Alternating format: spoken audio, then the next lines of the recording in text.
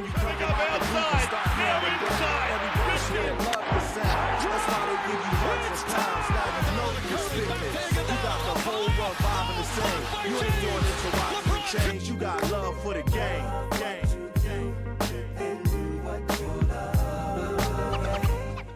Welcome to Love of the Game. I'm your host SJ, and today we're going to be covering the Ultimate Basketball League, the UBL, down there at Parramatta. I'm joined by Jonah. But before we start the show, I'd like to thank our two major sponsors, Doorkeeper Legal. If you ever need a lawyer to get you out of any pickle, give the team at Doorkeeper Legal a call. And Precise Accounting Group. For a dream teammate that help you get bang for your buck, give the team from Precise Accounting a call. Now I'm joined here by Jonah Tuilata from the Southwest Sonics Basketball Club. How are you today, man? Yeah, good, bro. How are you? Yeah, not too bad. Thanks for asking. And, man, look, you're leading the league in scoring. Number one scorer in the league, averaging 30.33 points per game. What's going right for you this season? I've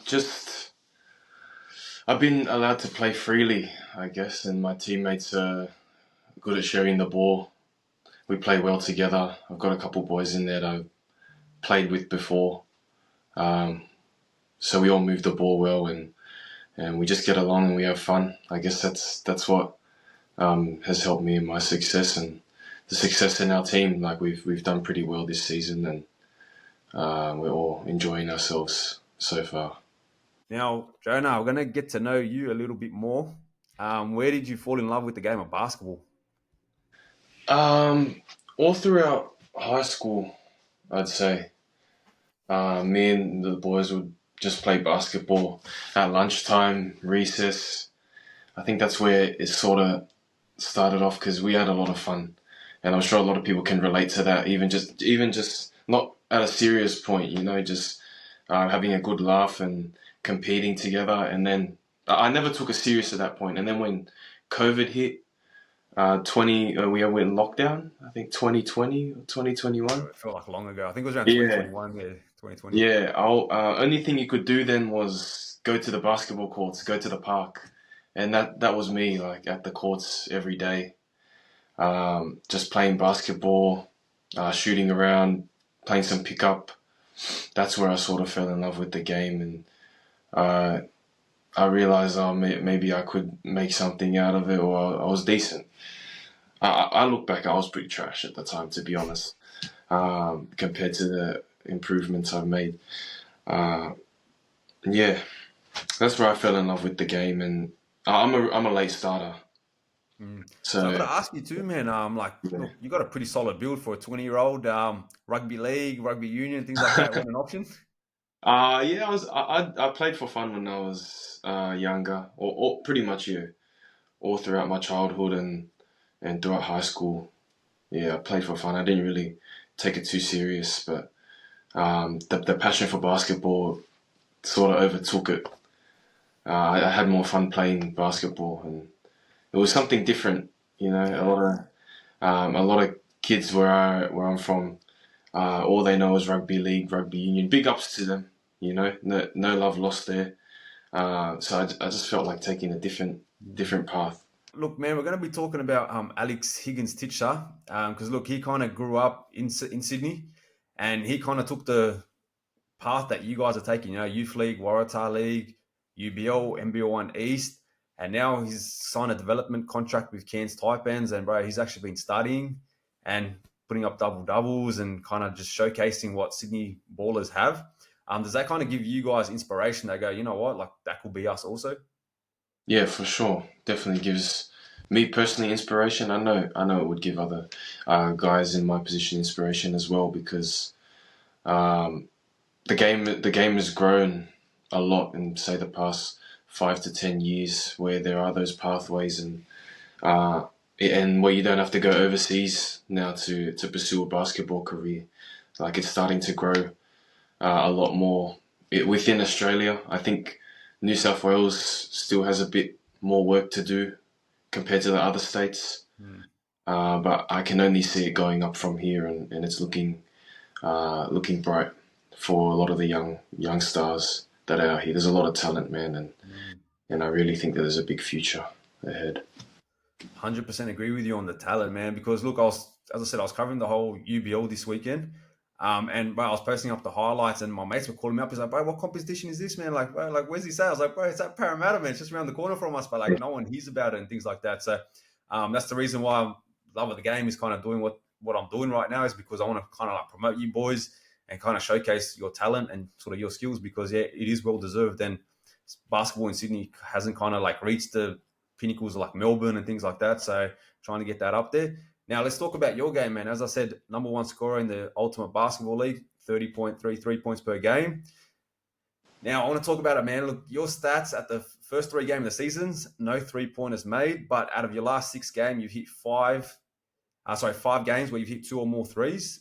How important is that in your sort of evolution of your game? Shooting threes helps to open up the floor for me, to be honest, so I can get defenders to not just let me shoot out on the 3, and I have an option to shoot at pump fake and or drive. And it just makes my game more versatile. But I do find more success playing closer to the basket, being more physical around the basket. So yeah, I'm not sure.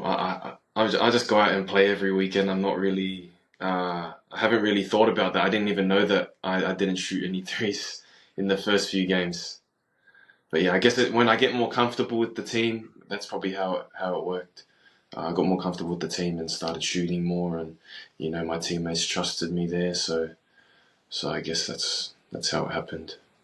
No, beautiful, beautiful, man. And man, watching you on the weekend, bro, you got that post-up game too, down pat, man. So I think that's your strengths, and you never run away from your strength. But yeah, if you just add that thing, we'll open up the floor for you more, and then bang, man, they creep up to you. You got the speed to go around them, and then yeah, GG's after that, N1.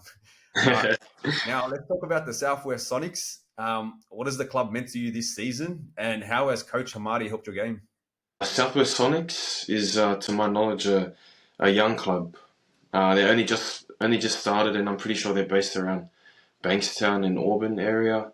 They're helping a lot of young kids who are up and coming, and it's good for Basketball New South Wales, as we were talking about before. A lot of kids that are now showing interest in basketball. Southwest Sonics has started to help them build that interest for kids in the area. I know that Hamadi and Yaz behind the scenes are doing fundraisers, and they're putting a lot of work in, a lot of time in, to go and coach the teams themselves. They've got multiple age groups in there, from like the young kids all the way up to us men's in UBL. So big shout out to them. And it means a lot to me that they've let me play this season, and of course the other boys as well. We've got a good team, and yeah, they've done really well, and they should be very proud. And there's a big future ahead for Southwest Sonics. And also Hamadi is coaching our team this year. I think he's new in the coaching scene, but he's done a really good job, and he's sort of just sat back, and he chimes in when he needs to. He's doing his best out there, and he's helping me to play my game freely, and a lot of the other boys he's trusting in them to play well and to make shots, to play as a team, and to wear that Southwest Sonics badge. So respect to him and the Southwest Sonics, and Yaz behind the scenes as well. No, beautiful, man. And look, as I said, watching you guys play, especially like that sort of the first half and about the first few minutes of that third quarter, where you guys were in that game up against Fast Break MVP, and he kind of got away from you guys. But man, hats off to you and your ball club, because yeah, as I said, you're a young squad, and yeah, once the chemistry gets there, sky's the limit. Now let's talk about yourself, bro. What is your future goals and your plans or your dreams, man? Oh, my dreams, my plans, basketball wise, would probably just to play pro anywhere, wherever the right opportunity shows itself. That's pretty much my goal. Just put it plain and simple with you. And basketball wise, yeah, whether it's in Australia or I know that there's good opportunities overseas in Asia or Europe, etc. But I still have a lot of growing to do. I'm still very new to the game, and I'm willing to learn and get better. Now, let's just harp on that 1 second. If you could kind of just tell me, you know what, there's this one aspect of my game that I really want to improve, what would you put it down to? My cardio, my fitness, my endurance. That's the one thing that's holding me back. That and yeah. Other than that, probably handling the ball. Sort of transitioning my game into a little bit of a small forward role or a guard role. I guess every person that's around my height, around 6'5", 6'6", wants to transition to that role because, man, it can't be a big man forever when you want to go up the ranks. Beautiful, man. And your strength, what would your strength be? Because I think I know what it is, but I just want to hear you say it with your chest too. Probably my physicality, definitely my strength, and just being present around the basket. No, beautiful, beautiful, man. Now, was there an NBA player or a basketball player or someone close to you that you kind of molded your game around?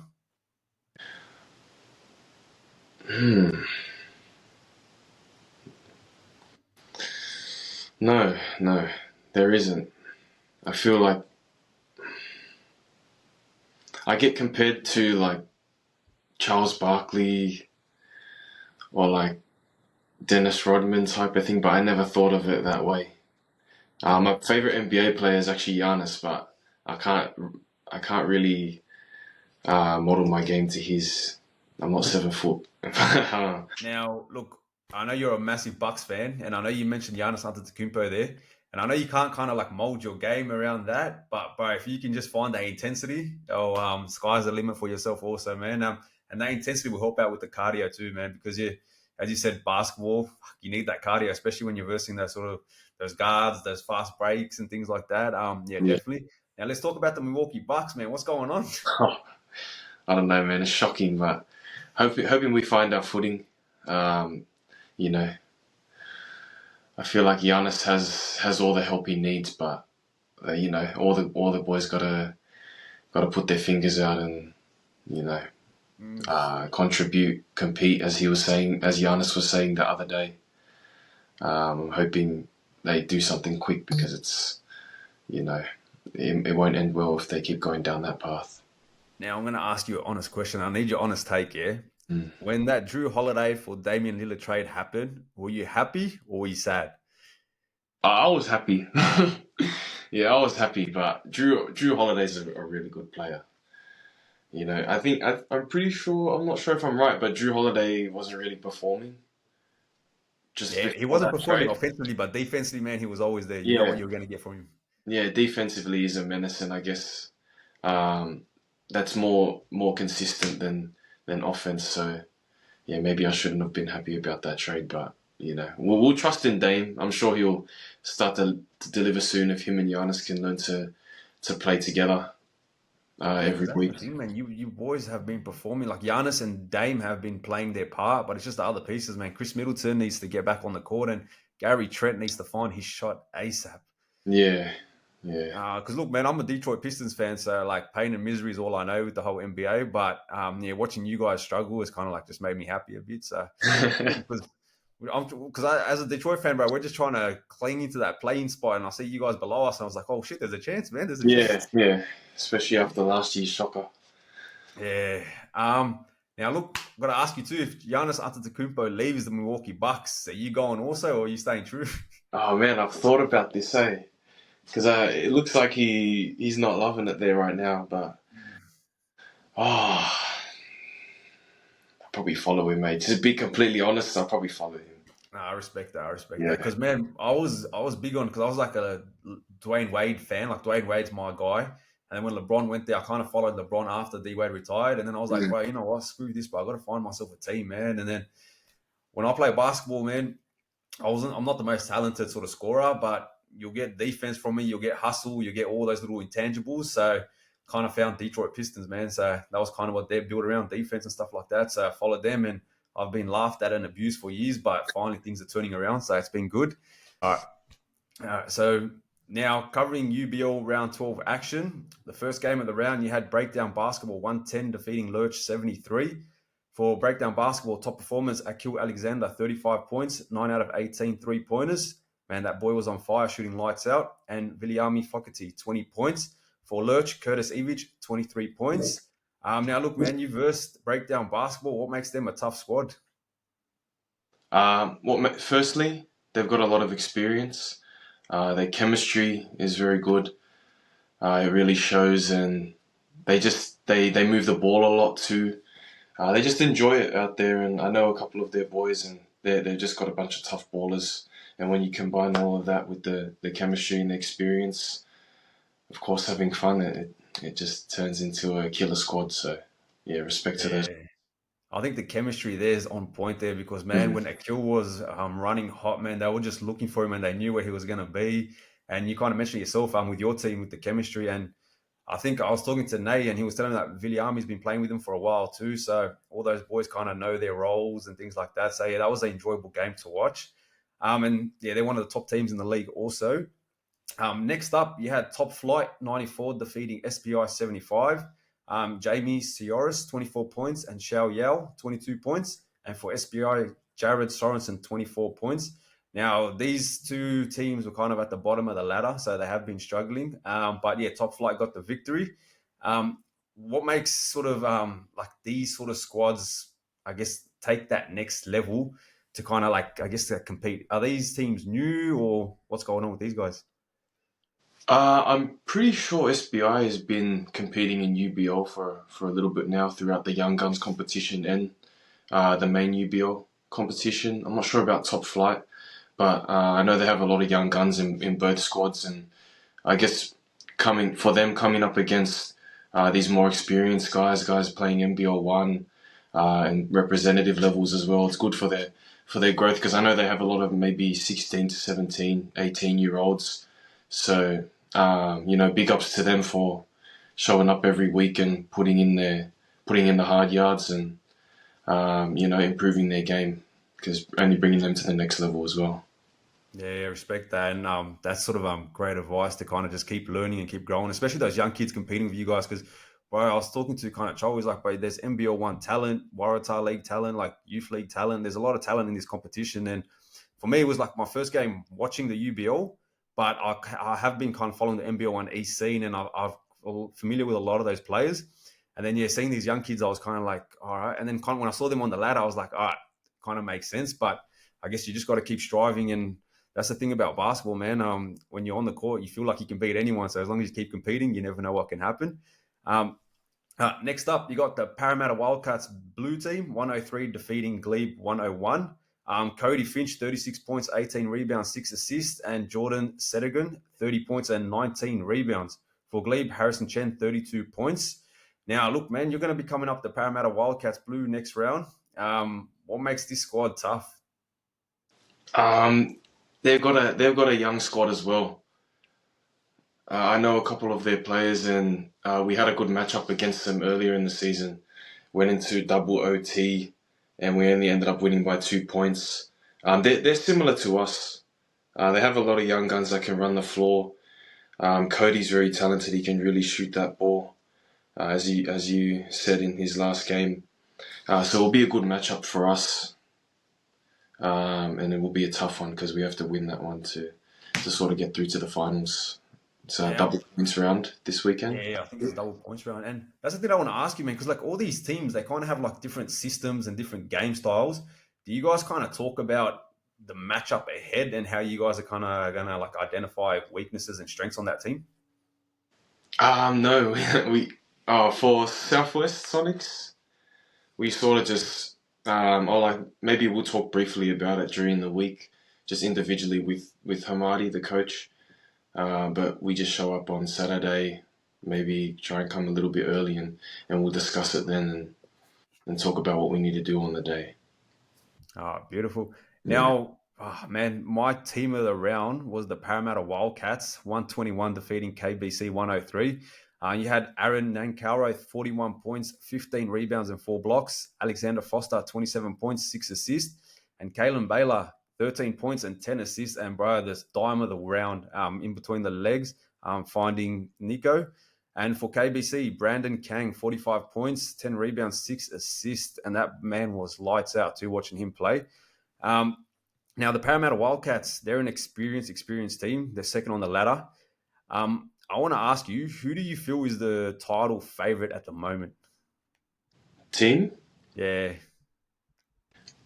Oh, I'd say MVP are looking pretty hard to beat when they have a full-strength squad. Because I know that they were missing a few guys against us on the weekend too. But I think Breakdown can go and win it. They're the type of team to go all the way to the end, and they got an experienced team, smart players. But it could go anyone's way. Even Parramatta Wildcats Gold, they're a very experienced team as well, and it really showed against us the other weekend. I think last weekend we versed them and lost by 2 or 3. It could go anyone's way, but I think Southwest Sonics will come up on top. Southwest Sonics, let's go. I love that. Now, look, we're going to be talking about your game. Fast break MVP, 131, defeating the Southwest Sonics 90. For fast break MVP, you had Athian, 31 points, 15 rebounds. Malok Majak, 30 points, 12 rebounds. And Aku Maki, 29 points. And for the Southwest Sonics, yourself, Jonathan Tuilata, 35 points and 11 rebounds, double-double. Jonah. So, man, what happened that game? Because you guys were in it until halftime, and then once you kind of hit that third quarter, they kind of just ran away with it. Yeah, I think that's why their name's Fast Break MVP. Eh? In the third quarter, they just started to outrun us, and our guys were getting a bit lazy. Even myself, like not running back or getting frustrated. There's some things that we all could have done better. I think they started off with maybe a 10-point lead, and then it would just drag to 20, 30, and it wasn't our best day. But I'm sure we can have another crack at it if we get another chance coming into the finals. Yeah, as you said, man, the way the ladder works is top 4 goes up to Division 1, and then Division 2 is from 5 down to 8. And you're versing 4th versus 5th next week. You got the Parramatta Wildcats Blue up against yourselves. So this is pretty much a must-win game. Double points. You excited for the upcoming match? Yeah, for sure. It'll be a good game and some good matchups in there. A lot of guys that play hard on both sides. I'm really looking forward to it. It'll be a good run with the boys. Now, for anyone that wants to watch the action for UBL this Saturday, you got Top Flight versus Breakdown at 2:30, SBI versus Wildcats Gold 2:30, Lurch versus Glebe at 4:15, Southwest Sonics versus Wildcat Blue at 4:15, and then Fast Break MVP versus KBC at 6 p.m. Now, look, before we end the show, because I know you got an early morning, I just got 3 love of the game questions that I want to ask you. Would you rather have the game-winning block or the game-winning bucket? Game-winning bucket. That's an obvious one for a lot of people, yeah. I guess unless you're in love with defense, I think that's a no-brainer. Would you be humble about it too, or would you start flexing? Probably be humble about it, yeah. All right. My second question: Would you rather have Steph Curry shooting but no hops, or Giannis's athleticism but his lack of shooting?